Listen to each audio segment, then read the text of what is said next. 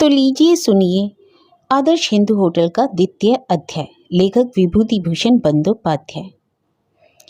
दूसरे दिन खूब सवेरे पद्दू मेहरी ने आकर आवाज लगाई, अरे ठाकुर दरवाजा खोलो, अभी तक सो रहे हो? वाह, तुम लोगों ने तो कुंभकर्ण को भी पछाड़ दिया। हजारी ठाकुर ने झटपट उठकर फटी हुई चटाई को लपेट कर रख दिया और तब दरवाजा खोला। जरा देर बाद ही बेचू चक्रवर्ती आए। दरवाजे पर गद्दी और कैश बॉक्स पर गंगा जल का छींटा मारकर मार्जना करने के बाद उन्होंने पद्दो मेहरी से कहा, अरे धूप जलाओ, दिन चढ़ाया, आज हाट का दिन है, यात्रियों की भीड़ रहेगी, जल्दी से चूल्हा सुलगा दो। और हाँ, उस दिन की तरह सड़ा गला दही मत ले आना, इससे बदनामी होती है। और आखिर में कहीं मैं सैनिटरी बाबू की नजर न चढ़ जाऊं। अरे भाई, जरूरत ही क्या है। व्यापारी आमतौर पर गांव के किसान होते हैं। वे लोग दही खाना पसंद करते हैं, इसलिए हाट के दिन हर बार दही की कई हाड़ियां आती हैं। यह दही पद्दो मेहरी खुद ही जमाकर और होटल में बेचकर 2 पैसा भी कमा लेती है और कहना ही व्यर्थ है कि वह अच्छी चीजें नहीं देती। पद्दो मेहरी ने मुंह घुमाकर कहा, आप भी कैसी बेतुकी बातें करते हैं बाबू, किसने कहा दही सड़ा है? उस मुंह झुले हजारी ठाकुर ने, है ना? आज अगर उसकी बेशक यह बात हजारी ठाकुर ने कही थी, लेकिन यह नहीं कहा था कि दही सड़ा हुआ था या ताजा। उसने कहा था कि ग्राहक आपस में बातें कर रहे हैं कि खाने के लिए अगर ऐसा खराब दही मिलेगा तो हम लोग 14 पैसे की जगह 12 पैसे से ज्यादा दाम नहीं देंगे। पद्दो मेहरी ने रसोई घर की चौखट पर पांव रखकर तीखे झगड़ालू स्वर में कहा, सुनो ठाकुर, मैं पूछती हूँ, तुमसे किसने कहा कि दही सड़ा हुआ था? हजारी ठाकुर ने हकलाते हुए कहा, अरे वह जो साधु मंडल और उसका भतीजा हर हाट के दिन यहाँ आते हैं ना, वही कह रहे थे। वही कह रहे थे? तुम्हारे गले पड़कर कहने आए थे लोग? तुम्हारे जैसा डाही और छोटे मन का आदमी मैंने कहीं नहीं देखा। दही मैं देती हूँ, इसी से जलन के मारे तुम्हारा कलेजा फटा जाता है ना। यह क्या समझती नहीं? तुम्हारी दुलारी कुसुम ग्वालिन के फूल छाप बक्से में जब तक पैसे ना पहुंचे तब तक क्या तुम्हारा कलेजा ठंडा होगा? गांजाखोर बामन कहीं का। हजारी ठाकुर ने जीभ काट कर कहा, तुम क्या कहती हो पद्दो दीदी? इसका तो कुछ ठीक ही नहीं है। कुसुम के बाप का घर मेरे ही गांव में है। वह मुझे ताऊ कहकर पुकारती है, मैं उसे बेटी कहता हूँ। उसके लिए ऐसी बातें कहना तुम्हें पाप नहीं लगेगा? इसके जवाब में पद्दो मेहरी ने जो कुछ कहा उसे छापे अक्षर में प्रकट नहीं किया जा सकता। हजारी की आंखों में पानी भर आया। सचमुच वह कुसुम को अपनी बेटी की तरह स्नेह करता था। उसके गांव में रसिकलाल घोष की बेटी है। वह राना घाट में उसकी ससुराल है। छोटी उम्र में ही विधवा हो गई। अब दूध दही बेचकर अपने छोटे छोटे बच्चों को पालती पोसती है। सास को छोड़कर उसकी ससुराल में और कोई नहीं। अचानक एक दिन राह चलते दोनों की मुलाकात हो गई थी। अरे ताऊ जी, ठहरिए, जरा आपके पाँव की धूल तो ले लूं। आप यहाँ कहाँ? अरे कुसुम, तू कहाँ से यहाँ पहुंची? अरे ताऊ जी, यही तो मेरी ससुराल है, छोटे बाजार के मंदिर से लगा हुआ। आप क्या घर से आज ही आए हैं? अरे नहीं रे, मैं तो रेल बाजार के होटल में काम करता हूँ, 6-7 महीनों से यहाँ हूँ। परदेश में एक ही गांव के आदमी को देखकर दोनों को बड़ी खुशी हुई। तभी से कुसुम हजारी ठाकुर के होटल में दूध दही बेचने आने लगी थी। गरीब जानकर कई बार हजारी ठाकुर ने छिपाकर उसे होटल में थाली में परसकर भात तरकारी दे दी थी। दूध दही बेचकर लौटते समय कुंडुओं की पाट की आड़त वाली गली में रुककर कुसुम यह थाली ले जाती। इन लोगों का मिलना जुलना और घनिष्ठता पद्दो मेहरी से छिपा नहीं रह सका और लिहाजा वह ऐसी ही बातें कर सकती थी। हमेशा की तरह हजारी दोपहर के समय चूर्णी के किनारे जा रहा था। इसी समय कुसुम से मुलाकात हो गई। हाथ में दूध की हड़ियां लटकाए कुसुम घर लौट रही थी। उसकी उम्र 24 या 25 वर्ष की है। तंदुरुस्ती अच्छी खासी है, रंग सांवला और बड़ा भोला भाला है। हजारी ने पूछा, इतनी अबेर को लौट रही हो? कुसुम ने कहा, नहीं, बड़ी देर हो गई ताऊ जी। अपने यहाँ तो दूध होता नहीं, कायस ट्रोले से दूध ले आती हूँ, उसे बेचकर घर लौटना होता है। चलिए ना हमारे घर। नहीं बेटा, इस वक्त अब कहाँ, तुम जाओ खाओ पियो। लेकिन कुसुम ने एक नहीं सुनी। कहा, ताऊ जी, मेरे लिए तो मेरी सास खाना बनाकर रख गई होगी, खाने में वक्त ही कितना लगेगा, आइए ना। आखिर हजारी गया। खपरैल की छोटी सी कोठरी थी जिसमें कुसुम की सास रहती थी और एक दूसरे खपरैल वाले छोटे कमरे में कुसुम अपने दोनों छोटे बच्चों के साथ रहती थी। सास के साथ कुसुम की भी बहुत बनती नहीं। कुसुम ने हजारी को लेकर अपने कमरे में बैठाया। कमरे में एक चौकी पड़ी थी। मोटी कथरी डालकर उस पर बड़े कायदे से बिछौना बिछा हुआ था। चौकी के नीचे बालू बिछाकर उस पर पिछले साल का आलू रखा हुआ था। एक कोने में कई हाड़ी कुड़ियां थी और एक बड़ा मटका था। बांस की अलगनी पर कई लिहाफ कथरियां टंगी हुई थी। एक जल चौकी पर थोड़े से झकाझक साफ सुथरे पीतल कांसे के बर्तन रखे थे। कमरा देखकर हजारी ने सोचा, कुसुम चीजों को सजा संभाल कर रखना जानती है। कुसुम ने पूछा, पान खाइएगा ताऊ जी? दे दे एक और, तू खाने जा, बहुत अबेर हो गई। लेकिन ऐसा जान पड़ा कि कुसुम को खाने की कोई जल्दी नहीं है। हजारी को पान देने के बाद उसके सामने जमीन पर बैठकर उसने जो बातें करनी शुरू की तो 1 घंटा गुजर गया। वह टलने का नाम तक नहीं ले रही। यह देखकर हजारी परेशान हो गया। उसने कहा, तुम खाने जाओ ना, मैं भी चलूं, अब जल्दी चूल्हे में आग सुलगानी होगी। कुसुम बोली, अच्छा अब जाती हूँ। लेकिन कुसुम उठी नहीं। आधा घंटा और गुजर गया। कुसुम फिर मायके नहीं गई। बाप मर गया, भाइयों ने गरीबी की वजह से या अपनी बहुओं के चलते उसे कभी बुलाया नहीं। अपने आप 2-1 बार गई, लेकिन ज्यादा दिन टिक नहीं सकी। भौजाइयों का व्यवहार अच्छा नहीं रहा। कुसुम यही सारी बातें हजारी को सुनाने लगी। बचपन में गांव में कैसे कैसे क्या क्या किया था, इसके बारे में उसकी बातें खत्म ही नहीं होती थी। अरे ताऊ जी, यहाँ तो चने का साग पैसे देकर खरीदना पड़ता है। अपने गांव में हम लोग जोगी पाड़ा के मैदान में जाकर साग तोड़ लाते थे। जब मैं 9 साल की थी, एक बार साधु कुमार की बेटी आदर और मैं दोनों साग तोड़ने गए। हमने देखा एक बार एक आदमी खेत में चने के कच्चे दाने निकालकर खा रहा था। जैसे ही उसने हमें देखा, जान बचाकर भाग खड़ा हुआ। इशारा करते ही हमारा तो हंसते हंसते बुरा हाल हो गया। उसने शायद समझा हम ही खेत के मालिक हैं। कहते कहते मुंह में कपड़ा ठूसकर वह हंसती हंसती लोटपोट हो गई। हजारी ने देखा, अगर इसकी बचपन की कहानियां सुनता रहा तो होटल पहुंचने में देर हो जाएगी और पद्दो महरी मुंह चमकाकर हालत खराब देगी। वह उठने ही जा रहा था कि कुसुम ने कहा, ठहरिए ताऊ जी, आपके लिए एक चीज बना रखी है, वही देने के लिए आपको बुला लाई। कहकर उसने कपड़े की एक गठरी खोली और उसमें एक कतरी निकाली। उसे हजारी के सामने रखकर उसने पूछा, कैसी बनी है कतरी? वारे, बहुत बढ़िया है। कुसुम ने कतरी के तय करते हुए हंसते हंसते कहा, आप रात में इसी को बिछाकर सोइएगा। आप होटल में एक चटाई बिछाकर सोया करते हैं। मैं बहुत दिनों से चाहती थी कि आपके लिए कतरी सी दूं। 2-3 महीने में थोड़ा थोड़ा करके अभी 5-6 दिन हुए इसे पूरा किया है। हजारी बड़ा खुश हुआ। कुसुम के बाप रसिक घोष उसके हम उम्र थे। कुसुम उसके लिए बेटी जैसी है, एक ही गांव की है। फिर भी क्या सभी ऐसा करते हैं? गांव में तो जाने कितने लोग हैं। उसने कहा, जीती रहो बिटिया, तुम बेटी ना होती तो बाप के लिए इतनी ममता कौन दिखाता। खूब बढ़िया है कतरी, अब मैं इसे बिछाकर आराम से सोऊंगा। बहुत बढ़िया कतरी है, वाह वाह। कुसुम ने कहा, ताऊ जी, आपने तो कहा बेटी ना हो तो कौन करे, लेकिन मैं भी कहती हूँ कि बाप ना हो तो होटल से छिपाकर अपने मुंह का निवाला कौन देता है बेटी को। सावन महीने की इस उमड़ती बदली के दिनों में कुसुम की आंखों से आंसू झरने लगे। बाएं हाथ से आंचल के पल्लू पे से आंखें पहुंचकर वह चुपचाप जमीन की ओर ताकती रही। जरा देर बाद फिर बोली, माथे के ऊपर भगवान है। आपने मेरे लिए जो कुछ किया है उसे वही जानते हैं और कोई नहीं जानता। आप ब्राह्मण हैं, देवता हैं, मैं छोटी जात की लड़की हूँ। मेरे छोटे मुंह के बदले आपको मोहरों का थाल दे, मैं इसे देखकर मरूं, कहकर और हजारी के पास आकर गले में आंचल डालकर उसने प्रणाम किया। उस दिन बारिश बहुत तेज थी। हजारी ने देखा, होटल के गद्दी वाले कमरे में कई भले आदमी बैठे हैं। आमतौर पर इस तरह के ग्राहक इस होटल में नहीं आया करते। हजारी उन लोगों को देखकर जरा चक्कर में आ गया। बीजू चक्रवर्ती ने पुकारा, ओ हजारी ठाकुर, इधर आओ। हजारी जब गद्दी वाले कमरे के दरवाजे पर जाकर खड़ा हुआ तो उन भले आदमियों से एक ने पूछा, ओ, तो इन्हीं का नाम है हजारी? बेचू चक्रवर्ती ने कहा, हाँ बाबू, इसी का नाम हजारी है। बाबू ने कहा, इन्हीं की बाबत सुना है ठाकुर, आज इस बरसाती मौसम में तुम बढ़िया मांस और पुलाव बनाकर तो हमें खिला सकोगे। जो भी होगा हम तुम्हें अलग से मेहनताना दे देंगे। बेचू ने कहा, उसको अलग से मेहनताना क्या देंगे बाबू, आप लोगों के आशीर्वाद से बहुत दूर दूर के लोग हमारे होटल का नाम जानते हैं।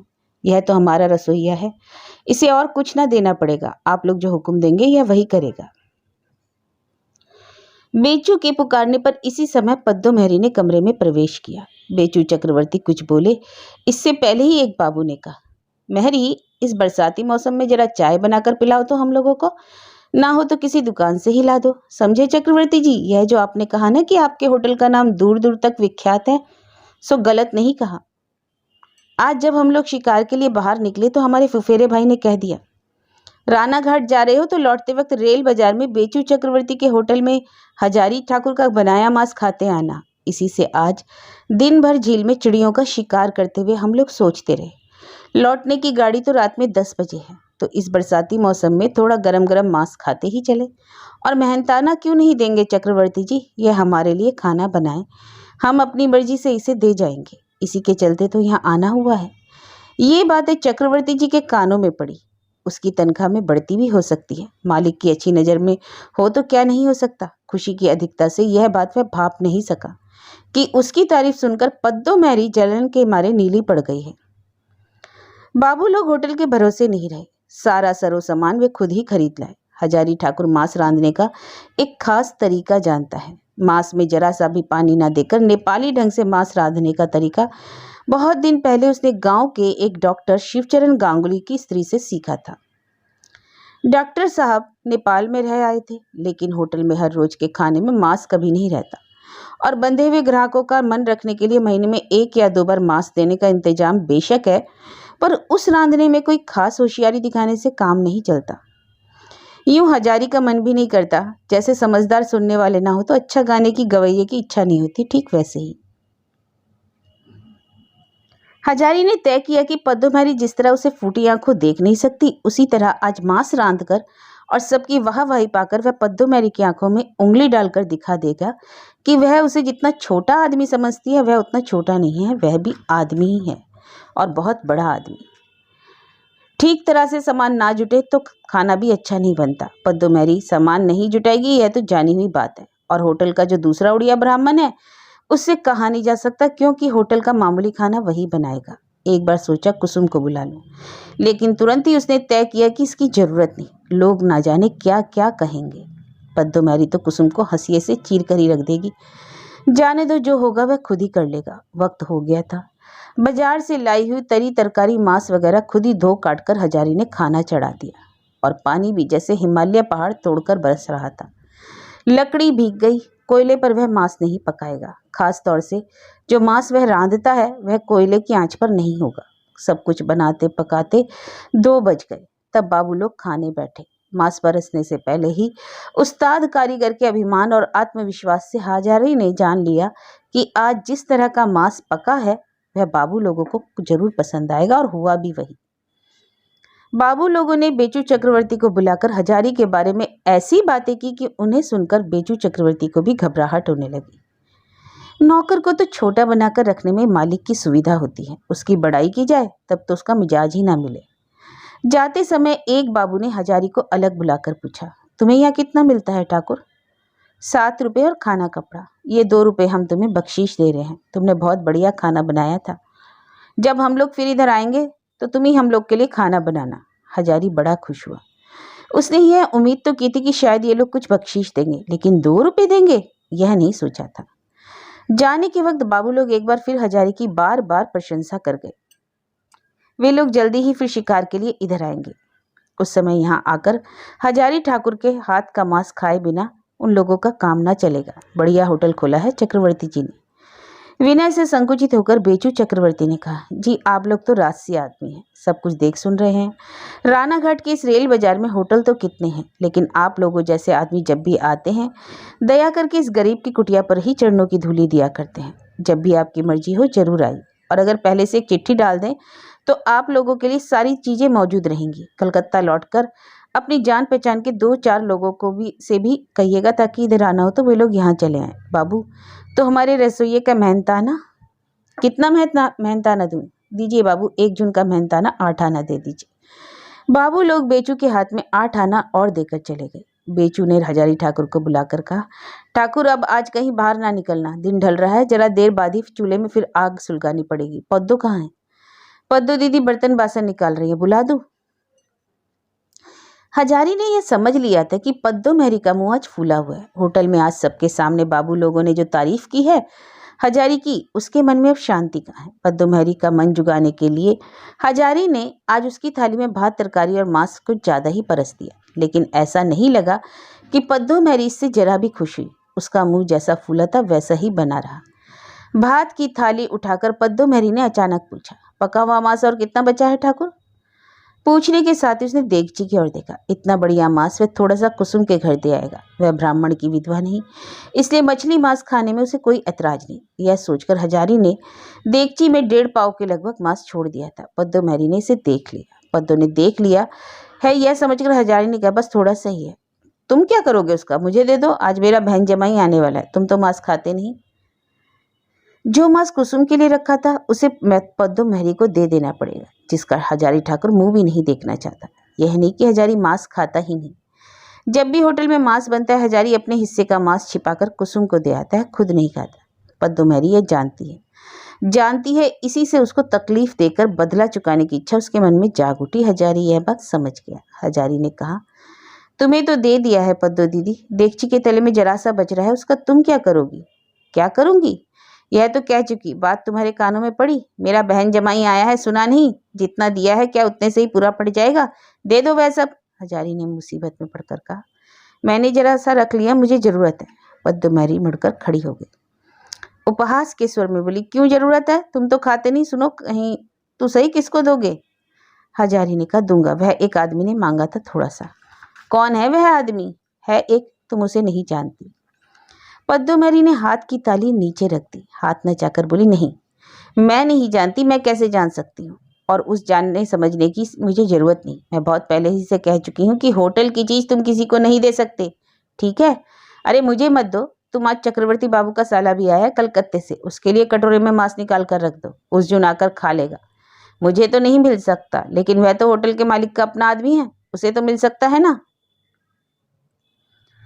बेचू चक्रवर्ती इस साले को हजारी ने कई बार देखा है। महीने में 10 दिन आकर बहनोई के पास पड़ा रहता है और काले किनारे की धोती पहनकर मांग सवार कर होटल में सब पर मालिकाना रौब जमाया करता है, जैसे होटल का मालिक वही है।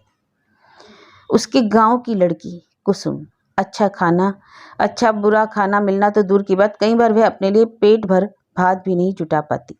उसके लिए जतन से रखा हुआ मांस आखिर उस चालबाज सिगरेटखोर साले को खिला देना पड़ेगा। यह बात हजारी को जरा भी पसंद नहीं आई, लेकिन वह भला आदमी है और थोड़ा डरपोक किस्म का भी। जिनका होटल में है वे अगर खाना चाहते हैं तो हजारी को उन्हें देना ही पड़ेगा। आखिर हजारी को पद्दो मेहरी के सामने फूल के बड़े कटोरे में देगची का सारा मांस निकालकर रसोई घर के ताक पर रकाबी से ढककर रख देना पड़ा। थोड़ा सा वक्त है। हजारी उतनी ही देर में एक बार नदी के किनारे खुली जगह पर टहलने चला गया। आज उसका आत्मविश्वास बहुत बढ़ गया। आज उसने 2 बातें समझ ली। पहली तो यह कि अच्छा खाना बनाना वह भूला नहीं है, उसका बनाया खाना खाकर कलकत्ते के बाबू लोग भी तारीफ करते हैं। दूसरी यह है कि पराधीन होकर काम करने से इंसान को दया माया का ख्याल छोड़ देना होता है। आज इतना बढ़िया बना मांस वह कुसुम को नहीं खिला सका। खिलाना पड़ा उन्हें जिन्हें वह फूटी आंख देख नहीं सकता। कुसुम ने जिस दिन कथरी दी थी उसी दिन से हजारी के मन में कुसुम के लिए एक अजीब तरह का स्नेह घर कर गया। उम्र में तो वह बेटी जैसी है और काम भी तो उसने बेटी की तरह ही किया। आज अगर हजारी के हाथ में पैसा होता तो वह दिखा देता कि बाप का प्यार किस तरह जाहिर किया जाता है, लेकिन कुछ और देना तो दूर रहा, अपने हाथ का पकाया इतना बढ़िया मांस तक वह कुसुम को नहीं दे सका। हजारी को बचपन की बातें याद आती हैं। उसकी माँ मोहल्ले की कई अधेड़ और बूढ़ी विधवाओं के साथ गंगा सागर जाने की तैयारी में लगी हुई थी। हजारी उस समय 8-10 साल का बच्चा था। उसने भी जिद पकड़ ली कि वह गंगा सागर जाए बिना न मानेगा, लेकिन उसकी जिम्मेदारी कोई लेने को तैयार नहीं था। सभी ने कहा, तुम्हारा उस लड़के की देखभाल कौन करेगा भाई? जितना छोटा बच्चा है वह तरह तरह की परेशानियां, तब तो तुम्हारा जाना भी ना हो सकेगा। और हजारी की माँ बच्चे को छोड़कर गंगा सागर नहीं जा सकी, इसलिए उनका जाना भी नहीं हुआ। जिंदगी में फिर वे गंगा सागर नहीं देख सकी, लेकिन हजारी के मन में माँ के स्वार्थ त्याग की वह घटना जगमगाते अक्षरों में लिखी रह गई। हजारी ने सोचा, जाने भी तो, अगर कभी मैं अपना होटल खोल सका तो राना घाट के इसी बाजार में बैठकर मैं पद्दो मेहरी को दिखा दूंगा कि तू कितने पानी में है और मैं कितने पानी में। हाथ में पैसे होते तो कल ही होटल ना खोल देता। मेरा अपना होटल हो जाएगा तो कुसुम को हर रोज अच्छी अच्छी चीजें खिलाऊंगा। वह भली भांति जानता है कि कुछ बातें उसने खूब अच्छी तरह से सीखी हैं। होटल वालों के लिए हाट बाजार करना बहुत जरूरी है और मुश्किल काम है। होटल की सफलता बहुत कुछ अच्छी तरह हाट बाजार पर ही निर्भर होती है। और अच्छी तरह हाट बाजार करने का मतलब ही है सस्ते भाव में अच्छी चीजें खरीदना, अच्छी चीज की जगह सस्ती चीज, लेकिन देखने में वह किसी तरह भी रद्दी न जान पड़े ऐसा सामान ढूंढ निकालना। जैसे जिस दिन बाजार में बाटा मछली महंगी हो उस दिन रेल चलान से आई हुई 6 आने सेर की रास मछली खरीदकर उसे बाटा मछली की तरह चलाना होगा। सहज ही यह जान लेना बड़ा मुश्किल है कि कौन सा बाटा का बच्चा है, कौन सा रास का।